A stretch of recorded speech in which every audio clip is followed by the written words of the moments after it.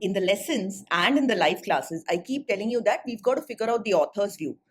And sometimes the author's view could be different from what even other experts say or people in general say. So, this I think is a great example, and this is what makes it a must prep RC, because here you have a couple of different views, and we're going to practice how to figure out what is the author's view. And that is what is going to help you with questions like this. We can infer that the author is likely to advise dash dash to all following except, right? So, what is the author going to advise? That's something which is going to come from the author's view. Or take something like this, which I feel is the archetypal inferential question, right? Which of the following statements, if true, would undermine the central idea of the passage? Again, while it is called the central idea is nothing but the author's view. So, whatever the author is saying, something is good, something is bad, something is better than another alternative, or this is a good solution for a particular problem. So, we have to figure that out. So, let's do just that. As always, make sure to pause this video and solve the RC first. You'll have it to your left. Or in case if you're watching it on YouTube, then you'll have the link to it in the description as well as in the first pinned comment, so you can give it a shot. And if you want to understand more about this author's point of view, we do have a bunch of solved examples across all of the different genres that the CAT examiners take from sources that are either the same or similar to CAT examiner. So you can actually see how I am doing it and then replicate it. We also have a daily reading link and the author's POV, which I figure out, and that's something which is available on our website, on our Telegram channel. So we'll have both of them linked for you. And if you want to go the whole hog and you want to prep with 99.9 plus percentilers, where you have video lessons, live classes, one-on-one mentorship from Vignesh and me, then what are you waiting for? Sign up at monkat.com right away, and you can call the number that's flashing on the screen in front of you. So let's start solving this RC. And let's read this question first. It can be inferred from the passage that archaeological sites are considered important by some source countries because they. So it does start with it can be inferred, but it's quite possible that the reason for some source countries considering archaeological sites important could be given in the passage. So let me have this question open. And in CAT or in mocks, that's what I would recommend. Keep a direct single or a meaning question, or even a question that's an inferential question but about a specific paragraph open. And you can solve it then and there. Make sure that you've gone through the module which is about types of questions and you understood it and you've practiced it. Especially if your reading speed is good, you can replicate this method to boost your accuracy and your solving speed. Now, starting off with the passage. In 2006, the Met Art Museum in the US agreed to return the Euphraneos crater, a masterpiece Greek urn that had been a museum draw since 1972. In 2007, the Getty Art Museum in the US agreed to return 40 objects to Italy, including a marble Aphrodite, in the midst of looting scandals. And in December, Sotheby's and a private owner agreed to return an ancient Khmer statue of a warrior pulled from auction 2 years before to Cambodia. So again, one of the techniques that we have, right? If we have examples in the beginning, yes, we're going to read it and we're going to understand it, but a lot of the times the context is something which we will get from the paragraphs right below that. So what's happening here? There are these US museums or maybe, some Western auctioneers. We can't figure out which country Sotheby's is from, but from the name seems to be either US or Europe, right? So these art museums, these auctioneers, these owners, they are returning a lot of cultural artifacts, right? And including important ones. This is a masterpiece Greek urn that has been a museum draw since 1972. It has drawn people to the museum since that time, right? And yet they are returning all of these. So let's try to understand why. Cultural property or patrimony laws limit the transfer of cultural property outside the source country's territory, including outright export prohibitions and national ownership laws. As happens generally, the first sentence here is telling us what the paragraph is about, and here we are understanding what are these cultural property or patrimony laws. These laws, they limit the transfer of cultural property outside the source country's territory. So if there's any cultural property, any cultural artifacts like these, such a law would say that you cannot take these outside the source country. This can be either by prohibiting export, as in prohibiting sales outside the country, or you can have laws about who is owning it. And, probably you can only have nationals of that country own it. Most art historians, archaeologists, museum officials, and policymakers portray cultural property laws in general as invaluable tools for countering the ugly legacy of Western cultural imperialism. So we need to understand Western cultural imperialism a little more, but just see how the sentence is structured, right? Most art historians, archaeologists, and so on. So all of these people seem to be experts. But if I strongly feel something, then I would just say cultural property laws are invaluable tools for countering the ugly legacy of Western cultural imperialism. I might add like that, saying that, and a lot of experts also believe so. But just the way that this is structured, it shows that this is the opinion of these experts. This may or may not be the author's opinion. So when you see something like this, where you have a general view or you have experts' views, just be a little wary, keep reading. Do not assume that this is necessarily the author's view. If the author's not given a view at all, then we'll accept it. But we will definitely look out for something. In the next paragraph, we are actually understanding what is Western cultural imperialism. During the late 19th and early 20th century, American and European art museums acquired antiquities by hook or by crook, from grave robbers or souvenir collectors, bounty from digs and ancient sites in impoverished but art-rich source countries. So what did American and European museums do? They acquired antiquities by any means necessary. They didn't really care who got it for them, from impoverished but art-rich source countries. So there are these countries that are poor, but they have a lot of art. And in these maybe 100 plus 150 odd years, late 19th and early 20th century, American and European art museums have tried to get access to all of this art, all of these artifacts, however possible. That probably is the meaning of Western cultural imperialism. Patrimony laws were intended to protect future archaeological discoveries against Western imperialist design. So patrimony laws are trying to prevent this. They're trying to ensure that this doesn't happen. So we don't know the author's view, but we're getting a general sense of where the RC is going. So I'll start taking some notes.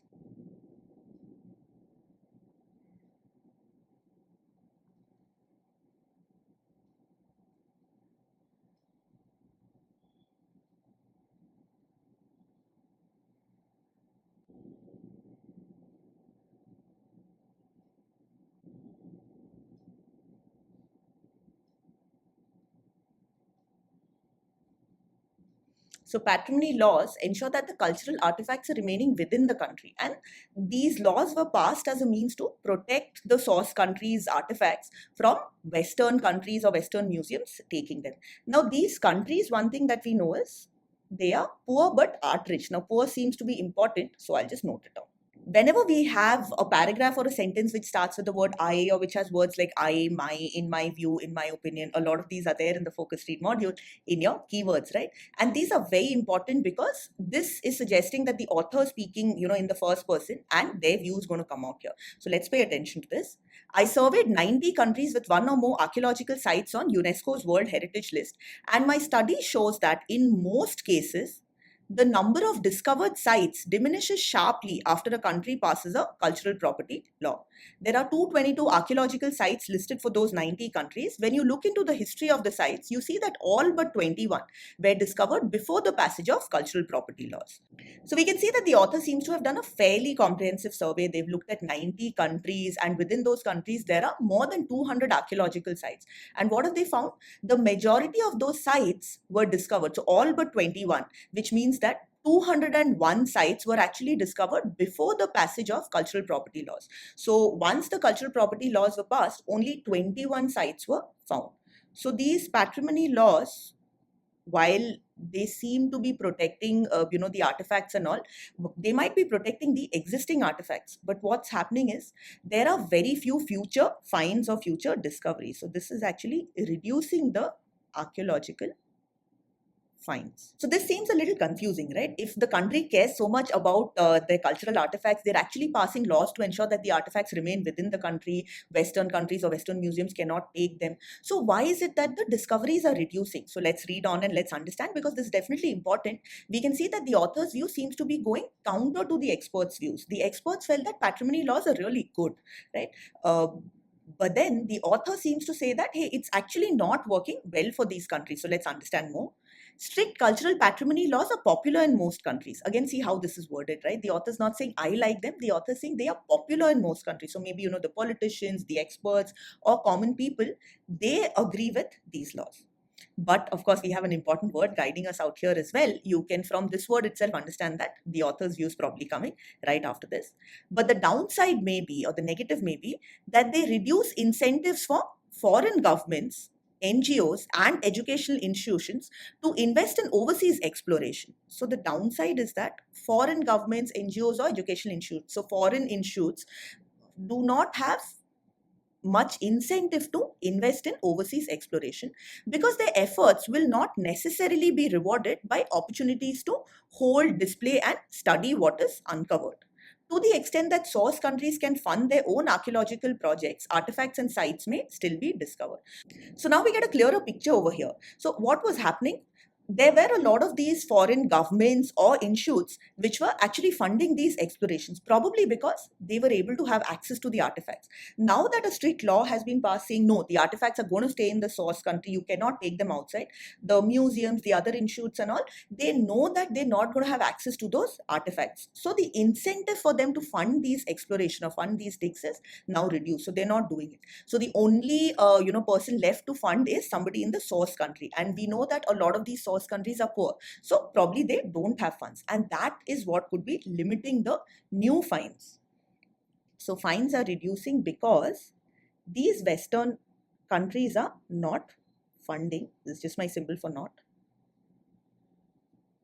I just put not funding digs instead of exploration, because a lot of times you have to, archaeologists tend to dig and find these, right, from within the earth. So just using that as a shortcut. So these guys are not funding the digs. Why? Because the laws, the patrimony laws, will essentially prohibit them from taking it, right? They'll reduce their access. And as a result of that, what is happening is the archaeological finds are reducing.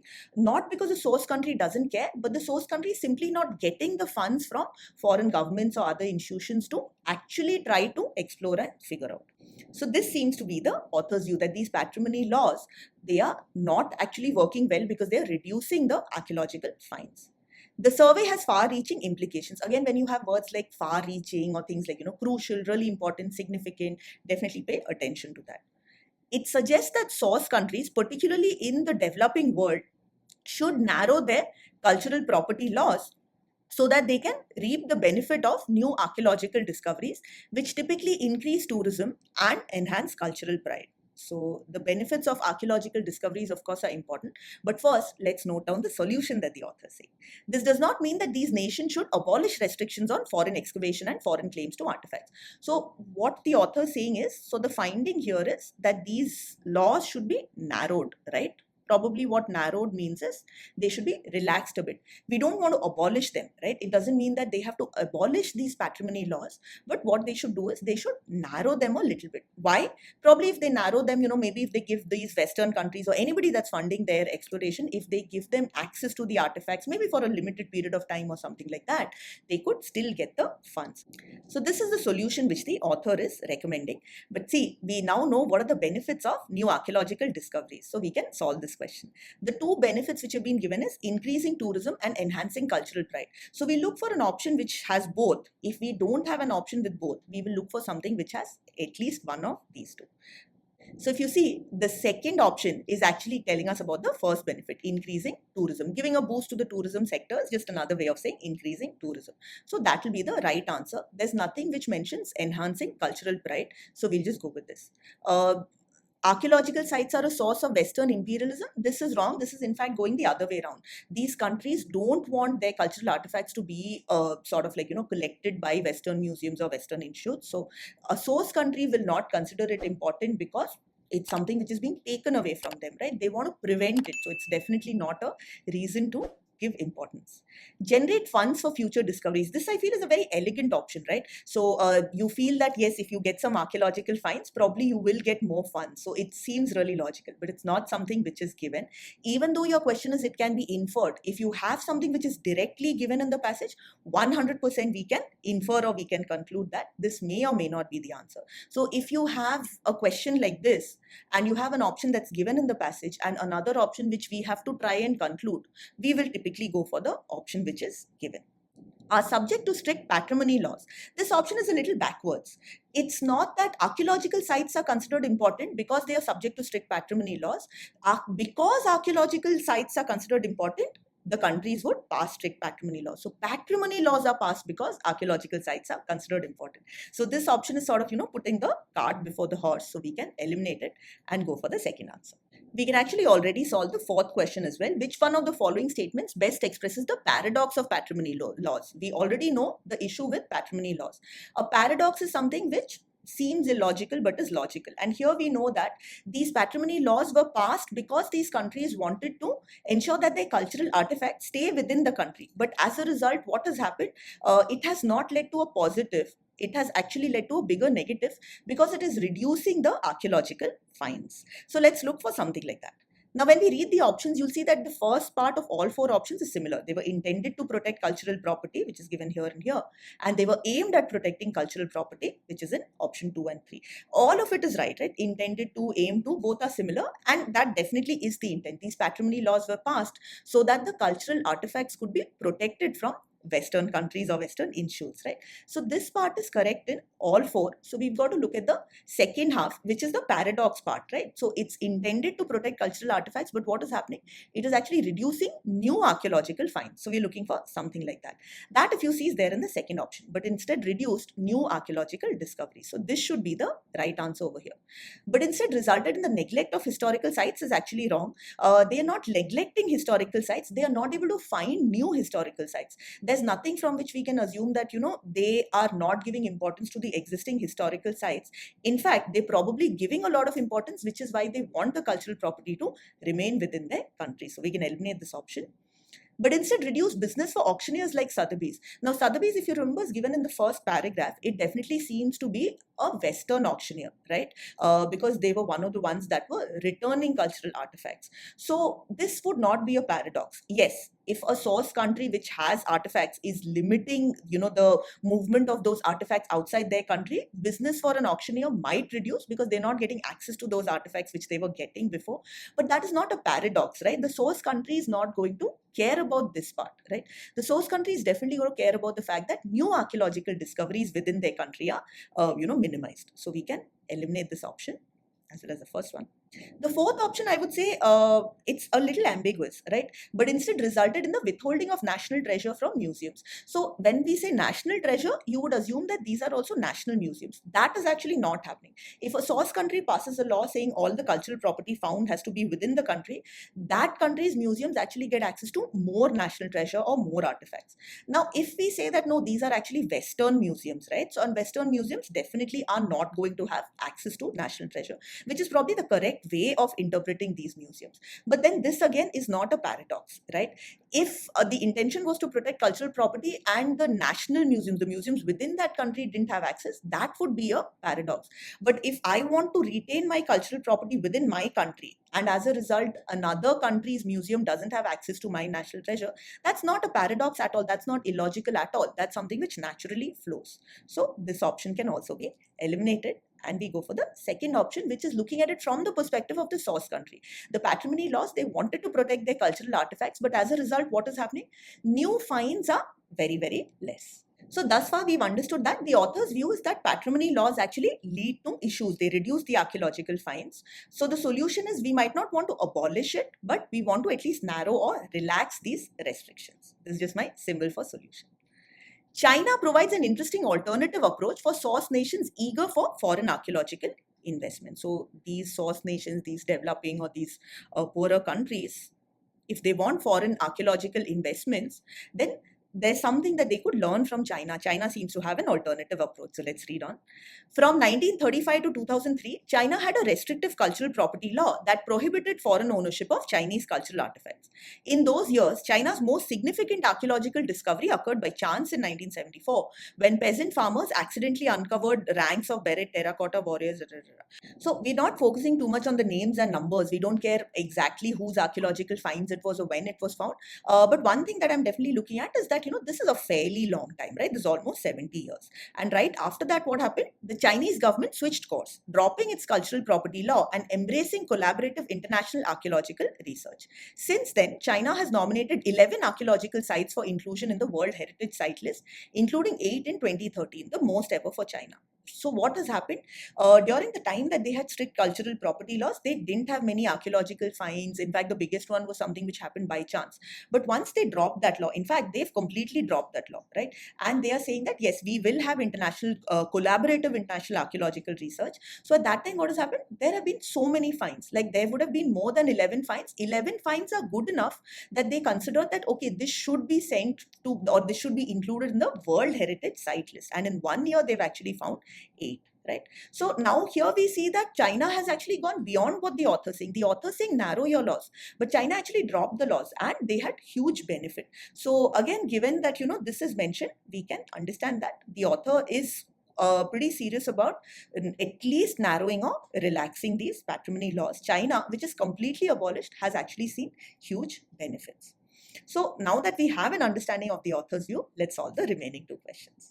From the passage, we can infer that the author is likely to advise poor but archaeologically rich source countries to do all of the following except. So which of the following is advice which the author would give to these poor but archaeologically rich source countries? Now, 3 out of these 4 options will be advice which will be in line with what the author is saying. So we're looking for something around, narrowing patrimony laws or somehow managing archaeological finds. We're going to eliminate that. Whatever's left becomes the right answer because this question is the author is likely to advise them to do all the following except. So we'll eliminate the ones which the author is likely to advise in lines with this, and whatever's left becomes the right answer. Adopt China's strategy of dropping its cultural property laws and carrying out archaeological research through international collaboration. This is definitely something because the author is saying China provides an interesting alternative approach for source countries eager for foreign archaeological investment. So source countries which want foreign archaeological investment, they can adopt this approach. Now, any country that is poor but archaeologically rich, we know that they definitely would want foreign archaeological investment. So let's look at the second one. Fund institutes in other countries to undertake archaeological exploration in the source country, reaping the benefits of cutting-edge technology. So what is this option saying? The source country can fund institutes in other countries. Straight off, this is not making sense. First off, they don't have funds. Second, if they have funds, why would they fund institutes in other countries? Why would they not fund institutes within their own countries? Yes, if they're funding institutes in other countries, they might get cutting-edge technologies, right? But then this cutting-edge technique, they could do some sort of collaboration and try to get it. And given that they still want the cultural artifacts to stay within their country, at least for as much time as possible, why would they just complicate matters by funding institutes in other countries? So this benefit part, I don't feel this is strong enough for them to go out, first off, figure out funds from somewhere, given that, they're poor, they might not have the funds at all. And then on top of it, fund institutes in other countries. So this is likely to be the right answer. Now, quickly looking at the other two options, to find ways to motivate other countries to finance archaeological explorations in their country. This makes sense, right? If they are able to somehow convince other countries, maybe these Western countries, to finance archaeological explorations in their country, again, the archaeological fines will go up. So this is again a more creative solution. You could maybe relax your laws and do it, or you could do it in some other way also. But if they're able to get funds, works great. Allow foreign countries to analyze and exhibit the archaeological finds made in the source country. This could be a way of relaxing, right? So they could say that, hey, if you're coming and funding, you can actually analyze them, you can exhibit them, maybe you can exhibit them for some time, or, if there are like 10 or 15 artifacts which are found, you could take 5 of them or something like that, right? So this again is something which would make sense because this is in a way narrowing their law. Should you feel that, no, this is 100% abolishing their law? Now that's also something which the author has given. So that's what China has done, right? They've dropped their cultural property law and they've embraced collaborative international archaeological research. So even if we interpret it a little strictly and say that, oh, all of the cultural artifacts are being taken by the foreign countries, it would still be fine because if that is leading to money, then why not? So we'll eliminate this because the second option is something which is just illogical on multiple levels. So that should be the right answer. Which of the following statements, if true, would undermine the central idea of the passage? So the central idea here is that patrimony laws are actually reducing archaeological finds, so they need to be relaxed a little bit. So we look for something which undermines that and figure out some way in which either patrimony laws are not reducing the archaeological finds, or at least they are not reducing Western funds or foreign funds coming in. So let's look for some option like that. Now, just one more thing to note: when you have a question like which of the following statements, if true, please don't go back and check if it is true based on the passage. That is not what the intent is. What the examiner is trying to say is, if this option is true, is it undermining the central idea of the passage? Or if this option is true, is it undermining the central idea of the passage, and so on, right? So whenever you have something like, which one of the following, if true, is strengthening, weakening, undermining, supporting, any of these, right? So we have to assume that these 4 options are true, even if, there's something in the passage which suggests that they are absolutely false. This is more like a reasoning question, right? So just assume that this is true and see if it is something which is undermining. And that's what we'll do here.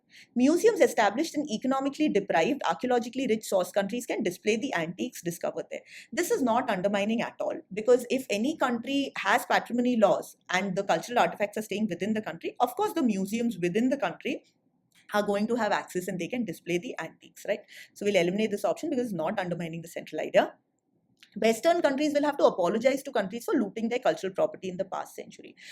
This might be right, because they've taken so much and they've taken so much by hook or by crook, ethically or unethically, by any means. So they might actually apologize. They are definitely returning some of the cultural artifacts.